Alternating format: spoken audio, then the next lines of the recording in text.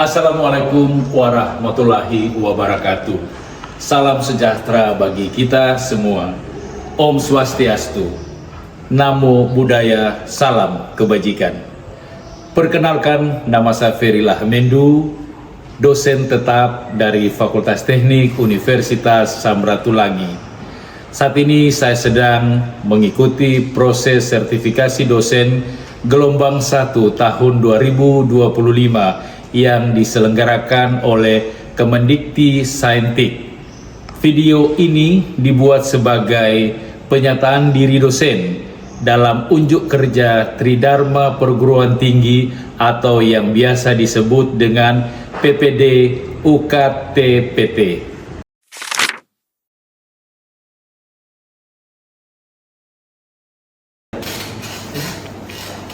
Saya akan memaparkan materi kuliah yang saya ampu, yaitu perencanaan dan pengembangan pariwisata, di mana mata kuliah ini mempunyai bobot 3 SKS dalam periode semester genap 2024-2025. Metode pembelajaran dalam mata kuliah perencanaan dan pengembangan pariwisata merupakan pembelajaran secara blended learning, yakni metode pembelajaran tatap muka atau offline dengan pembelajaran daring atau online untuk menciptakan pengalaman belajar yang lebih fleksibel dan efektif.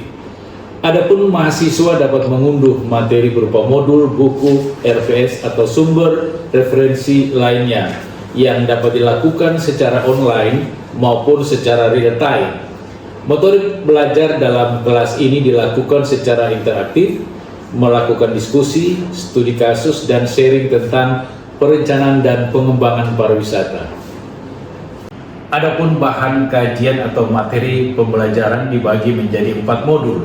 Modul pertama tentang lingkup kepariwisataan, yaitu membahas pengantar pariwisata, termasuk definisi, sejarah jenis pariwisata, wisatawan, dokumen perjalanan. Yang kedua, kepariwisataan, daya tarik, dan produk wisata. Ketiga, daerah tujuan wisata atau destinasi dan karakteristik lingkungan pariwisata.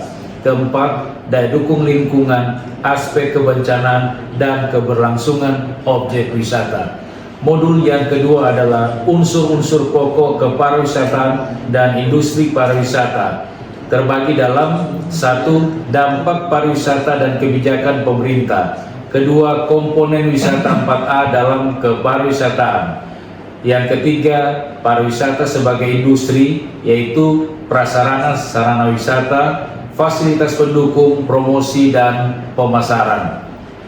Modul yang ketiga adalah pendekatan perencanaan pariwisata. Terbagi 1. Partisipasi masyarakat dalam pengembangan pariwisata. Yang kedua, pariwisata dan pembangunan berkelanjutan atau pendekatan berbasis konservasi. Yang ketiga, ekowisata dan pengembangan wisata tematik. Keempat, CHSE atau Clean Lines, Healthy, Safety, dan Environment sebagai pendekatan pariwisata di era new normal.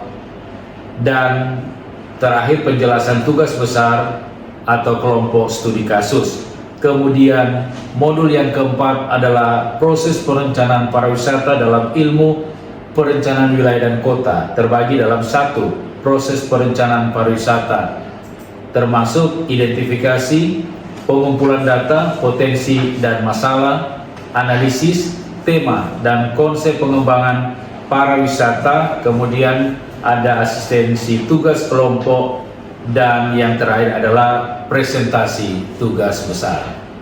Adapun capaian pembelajaran mata kuliah yaitu mampu memahami pengertian dan ruang lingkup kepariwisataan, dapat menerangkan unsur-unsur pokok kepariwisataan dan menjelaskan pariwisata sebagai industri, serta bagaimana cara perencanaan dan pengembangan kepariwisataan berdasarkan ilmu perencanaan wilayah dan kota. Sedangkan subcapaian pembelajaran mata kuliah yaitu 1. Mampu menjelaskan ruang lingkup kepariwisataan. 2. Mampu menerangkan unsur-unsur pokok kepariwisataan dan menjelaskan industri pariwisata. Yang ketiga, mampu memilih pendekatan perencanaan pariwisata. Dan yang keempat, mampu melakukan langkah-langkah proses perencanaan dalam ilmu perencanaan wilayah dan kota pada perencanaan dan pengembangan pariwisata. Adapun penilaian yang dilakukan untuk mahasiswa yakni mencakup beberapa poin yang terdiri dari absensi, tugas terbagi dalam tugas individu maupun kelompok, kemudian ujian tengah semester dan ujian akhir semester. Berikut ini akan ditayangkan video singkat tentang mata kuliah perencanaan dan pengembangan pariwisata.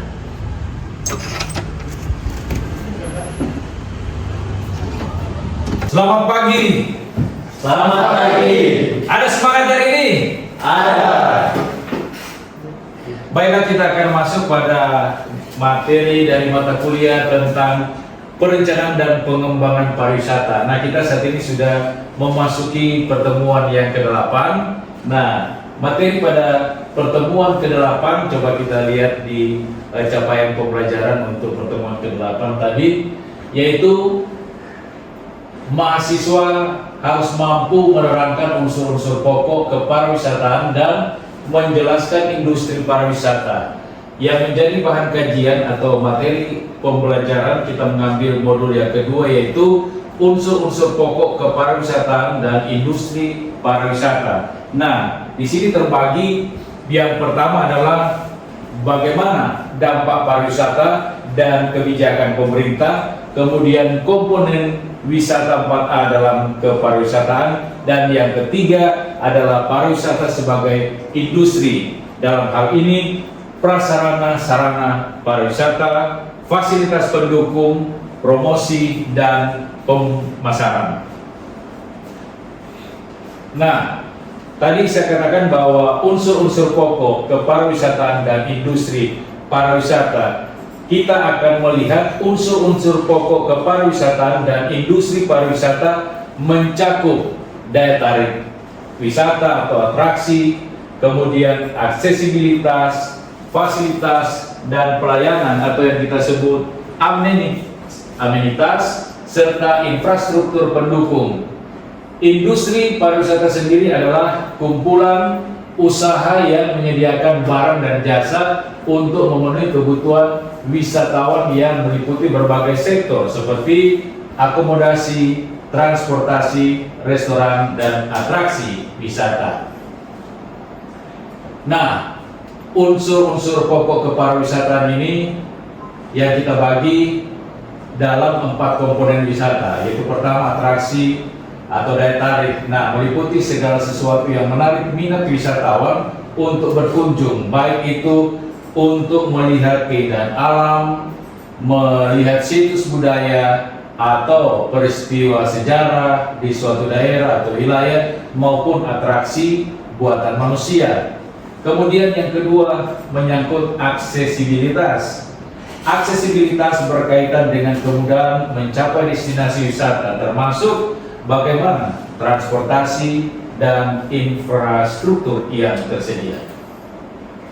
Kemudian yang ketiga amenitas atau fasilitas dan pelayanan. Ini mencakup semua fasilitas dan layanan yang disediakan untuk memenuhi kebutuhan wisatawan seperti akomodasi, restoran, tempat pembelanjaan, dan fasilitas hiburan. Yang keempat infrastruktur seperti yang saya katakan tadi, yaitu infrastruktur yang memadai seperti jalan, jembatan, sistem transportasi, dan fasilitas pendukung lainnya sangat penting untuk mendukung operasional dan kenyamanan wisatawan.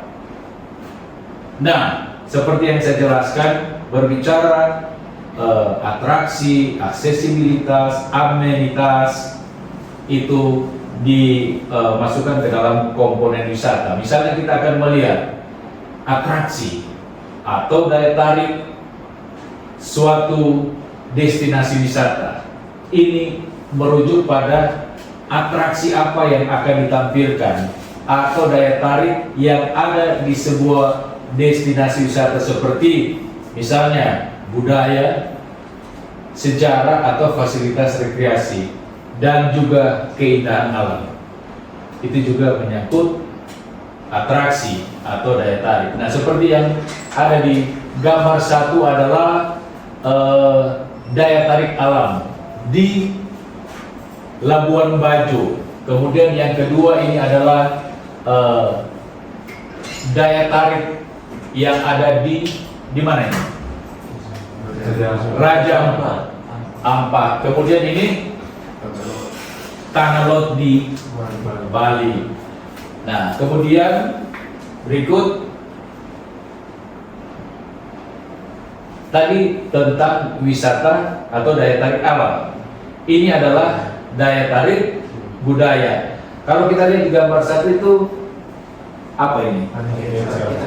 Berasal dari Bali. Nah, tari kecak itu sampai sekarang menjadi daya tarik utama wisatawan yang berkunjung ke Bali, karena di situ mereka menampilkan budaya yang menjadi ciri khas masyarakat Bali. Nah, kalau kita ke Bali dan menonton pertunjukan tari kecak itu ada waktu-waktu tertentu yang diselenggarakan, kemudian pada tempat-tempat tertentu pula. Kemudian ini ada di mana? NTT ini adalah Desa Wisata Wairebo. Desa ini ditetapkan sebagai desa wisata. Nah, sebetulnya desa ini tidak diketahui oleh masyarakat di Nusa Tenggara Timur.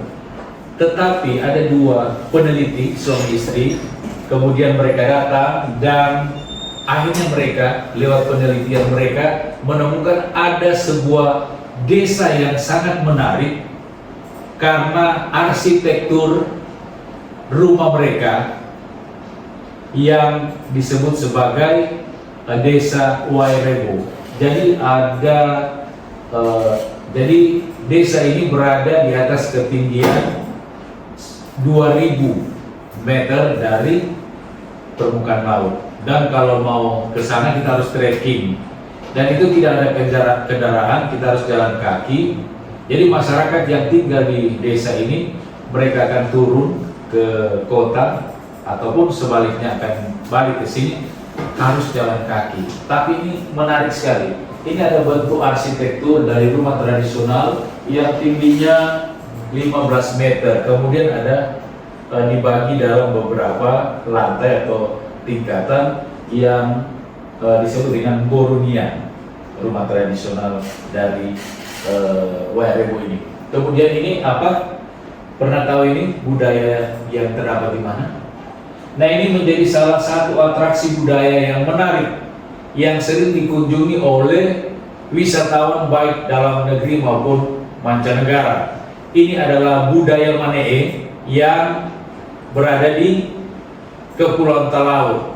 Manee atau yang kita kenal sebagai budaya menangkap ikan. Jadi sebuah tradisi yang sudah bertahun-tahun diwariskan turun-temurun dan sampai saat ini masih dilestarikan, yaitu menangkap ikan dengan menggunakan janur kelapa. Itu diadakan sekali setahun pada bulan Mei.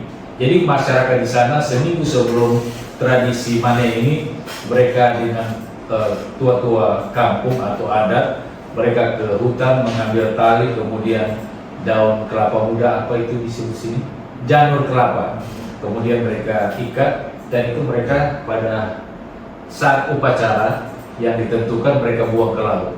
Jadi mereka lepas di laut, di tengah laut, kemudian di ujung-ujung ada masyarakat yang tarik. Yang lebih kenal sini kalau orang melakukan soma, mereka tarik di ujung-ujung, kemudian ikan itu yang dari tengah laut akan ditarik menuju pantai seiring dengan air mulai surut, dan ikan itu akan terkumpul banyak sekali, berbagai jenis ikan dari laut. Nah, itu menjadi atraksi budaya bagi wisatawan yang tidak ada di tempat lain, hanya ada di Kepulauan Talaut. Nah, kemudian yang berikut masih dengan daya tarik. Ini ada di mana ini? Benteng apa ini? Ada yang tahu? Makassar. Kemudian ini ada apa ini? Ini masih menyangkut budaya. Kemudian ini ada yang tahu di mana? Nah, Kota Tua Jakarta menjadi sebuah daya tarik yang menarik juga. Dan kita kembali ya mengingat setiap materi kuliah yang sudah diberikan beberapa waktu yang lalu terkait dengan komponen wisata 4A. Kemudian next. Nah, ini fasilitas rekreasi yang juga menjadi daya tarik wisata yang ada di Ancol. Kemudian ini Universal Studio ada di mana-mana, di setiap daerah ada, setiap negara. Kemudian ini Geomas di Taman Mini Indonesia ini. Next, yaitu berbicara tentang daya tarik atau atraksi. Sedangkan saat ini kita membahas tentang aksesibilitas. Apa itu akses? Toar menjawab, bisa menjawab apa itu akses. Mungkin akses transportasi di jalan berpindah dari satu tempat ke tempat lain. Mengapa akses atau aksesibilitas atau akses itu dianggap penting dalam sebuah perencanaan destinasi wisata? Mungkin kalau lebih baiknya aksesibilitas itu akan lebih menyimpan orang dari waktu, lebih memudahkan wisatawan berkunjung ya. Karena kalau misalnya wisatawan datang berkunjung ke sebuah destinasi wisata, minimal mereka sudah menyiapkan waktu. Saya akan berkunjung ke daerah ini misalnya 3-4 hari. Nah, kalau akses ke sana itu sulit untuk dijangkau, maka 3 hari akan menjadi seminggu atau 2 minggu. Nah, wisatawan juga membutuhkan kepastian waktu agar supaya mereka bisa pergi, karena rata-rata wisatawan berkunjung ke sebuah destinasi wisata hanya untuk bersenang-senang. Mereka sesudah bersenang-senang, sesudah berwisata, mereka akan kembali ke rutinitas mereka untuk bekerja. Nah, aksesibilitas yang termasuk di dalamnya adalah infrastruktur, transportasi, jalan, dan fasilitas pendukung lainnya. Next. Kemudian berbicara tentang amenity atau fasilitas, ini merujuk pada fasilitas yang tersedia di destinasi wisata. Ada yang bisa menyebutkan apa-apa saja yang termasuk ini? Fasilitas pendukung? Ada yang bisa? Hotel, apalagi? Villa, restoran. Nah, restoran itu setiap wisatawan juga membutuhkan restoran, karena walaupun mereka berkeliling, setelah seharian mereka berkeliling berwisata, mengunjungi tempat-tempat yang menarik, mereka butuh makan dan harus ada restoran atau kafe dan lain sebagainya. Itu termasuk dalam amenity atau fasilitas. Dan sebutkan fasilitas pendukung lainnya, apa saja yang harus ada? Local market. Mesti ada. Orang beli cenderamata di mana? Toko souvenir, betul sekali, toko souvenir. Kemudian apalagi? Toilet itu sangat penting, di mana-mana itu harus ada. Kemudian kan apakah wisatawan itu harus membawa uang mereka banyak? Harus ada apa di situ? Disebut apa? Money changer harus ada dalam sebuah kawasan wisata. Di samping itu apalagi fasilitas penunjang? Tempat parkir sudah pasti harus ada. Apalagi yang bisa, yang penting, kalau misalnya wisatawan dia mendaki kemudian dia jatuh, dia dibawa kemana? Harus ada cleaning, kesehatan, ya kesehatan, sarana kesehatan. Kalau berbicara rumah sakit itu sudah terlalu besar ya. Jadi itu fasilitas-fasilitas yang harus ada untuk menunjang pengembangan destinasi wisata. Next. Yang keempat adalah ancillary atau layanan pendukung. Pada layanan pendukung seperti yang harus tersedia adalah pemandu wisata, itu penting sekali. Kemudian untuk mengembangkan destinasi wisata atau objek wisata itu perlu ada organisasi seperti yang organisasi pariwisata di tingkat lokal apa? Ada yang tahu? Dinas pariwisata itu sudah berbicara tentang sudah lebih besar. Kemudian organisasi di tingkat lokal. Bukan. Pernah dengar Pop Darwis?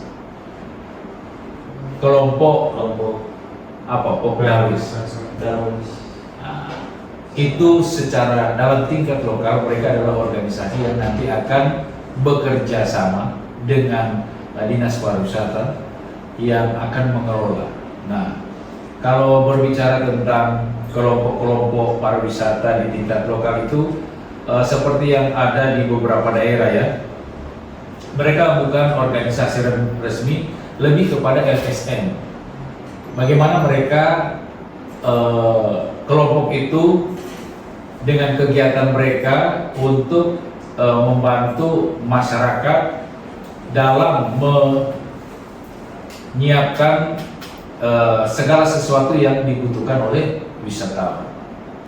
Nah, sampai di sini ada yang kurang jelas dalam penjelasan ini? Bukan jelas. Nah, ada yang bertanya sebelum kita masuk pada pembagian tugas. Jadi sebelum ada yang bertanya mungkin sedikit menjelaskan tentang tugas, yaitu tugas ini terbagi menjadi tugas kelompok. Jadi pada tugas kelompok ini masing-masing akan melakukan survei atau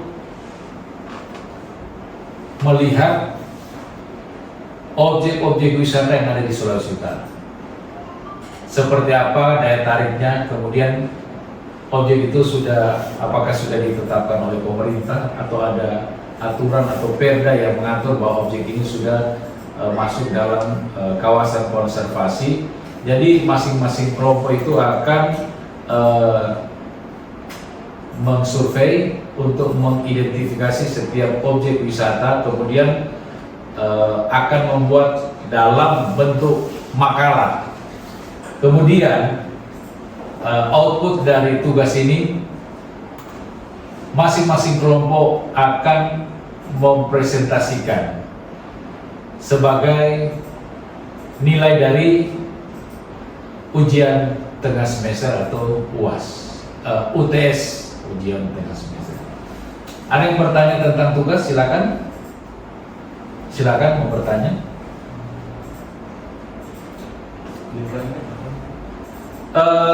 Tugas itu dikumpul sebelum akhir perkuliahan. 2 minggu sebelum akhir dari perkuliahan kita harus kumpul. Jadi makalah dikumpul, kemudian ada khusus untuk presentasi. Ada yang bertanya? Silakan. Jadi ini Bagaimana? survei tempat wisatanya lingkup Sulawesi Utara baru bebas memilih.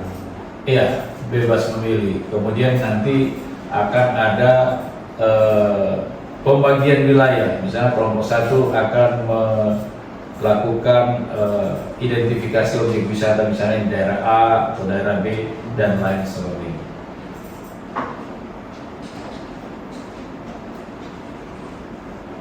Terima kasih atas kehadiran kalian di hari ini. Semoga materi yang sudah diberikan itu dapat dimengerti dan dalam pembuatan tugas kelompok semuanya mengumpulkan tepat waktu. Terima kasih, sampai jumpa. Terima kasih. Siap.